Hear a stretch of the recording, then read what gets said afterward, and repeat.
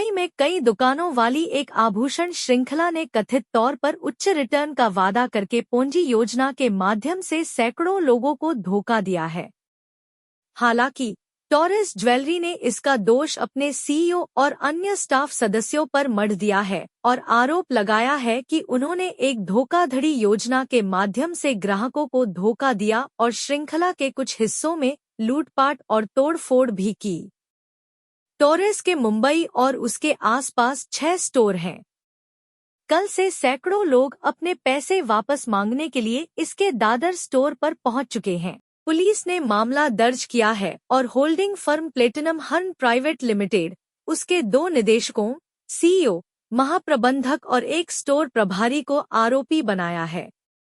आरोपियों पर धोखाधड़ी और आपराधिक साजिश सहित अन्य आरोप लगाए गए हैं। प्रारंभ में इसका उद्देश्य उच्च विज्ञापित रिटर्न के कारण हजारों निवेशकों को आकर्षित करना था।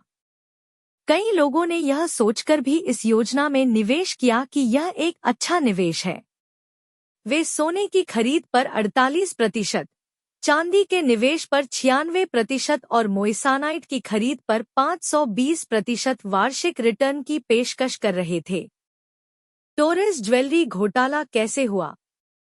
टॉरस ज्वेलरी को फरवरी 2024 में एक लक्जरी ज्वेलरी रिटेलर के रूप में लॉन्च किया गया, जिसने पूरे मुंबई में 6 स्टोर खोले। प्लैटिनम हरेन प्राइवेट लिमिटेड के तहत काम करते हुए कंपनी ने धोखाधड़ीपूर्ण योजनाओं को अंजाम देते हुए चतुराई से खुद को एक वैध आभूषण व्यवसाय के रूप में प्रच्छन्न किया।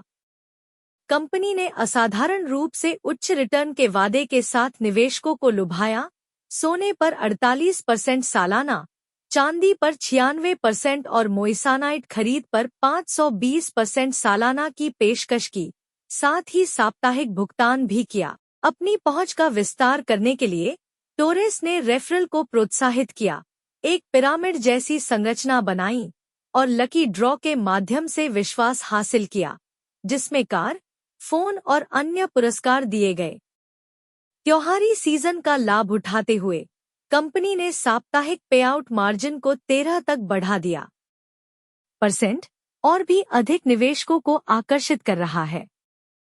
फिर 30 दिसंबर 2024 को टॉरस ने अचानक परिचालन बंद कर दिया और रिटर्न का भुगतान करना बंद कर दिया, जिससे हजारों निवेशक, जिनमें से कई सामान्य आर्थिक पृष्ठभूमि से थे, हंसे और हताश हो गए। निवेशकों के साथ कैसे हुआ घोटाला? टॉरस ज्वेलरी की घोटाले की रणनीति में वैध दिखने के लिए नकली आभूषण दिखाना शामिल था। कंपनी ने पहले रिटर्न का भुगतान करके लोगों का विश्वास हासिल किया और लोगों को अधिक निवेश करने के लिए प्रोत्साहित किया। इसने 8% से 11% के उच्च साप्ताहिक रिटर्न का वादा करते हुए मोइसानाइट खरीदारी को भी बढ़ावा दिया, जिससे वे निवेशकों के लिए बहुत आकर्षक बन गए। कंपनी के अचानक बंद होने से हड़कंप मच गया। कई निवेशक, जिन्होंने दोस्तों और परिवार को भी निवेश के लिए राजी किया था, अब कम से कम अपनी मूल राशि की मांग कर रहे हैं। पुलिस को संदेह है कि कंपनी के मालिक विदेश भाग गए होंगे। साथियों का पता लगाने और बड़ी साजिश का पर्दाफाश करने के प्रयास जारी है। फिलहाल धन की बरामदगी या गिरफ्तारी पर कोई अपडेट नहीं है। टॉरस ने मुंबई के ग्रांट रोड, नवी मुंबई, कल्याण, मीरा रोड और अन्य क्षेत्रों में शोरूम संचालित किए। रिपोर्टों से पता चलता है कि अगर अपंजीकृत निवेशकों का हिसाब लगाया जाए तो यह घोटाला 100 करोड़ रुपए से भी अधिक हो सकता है।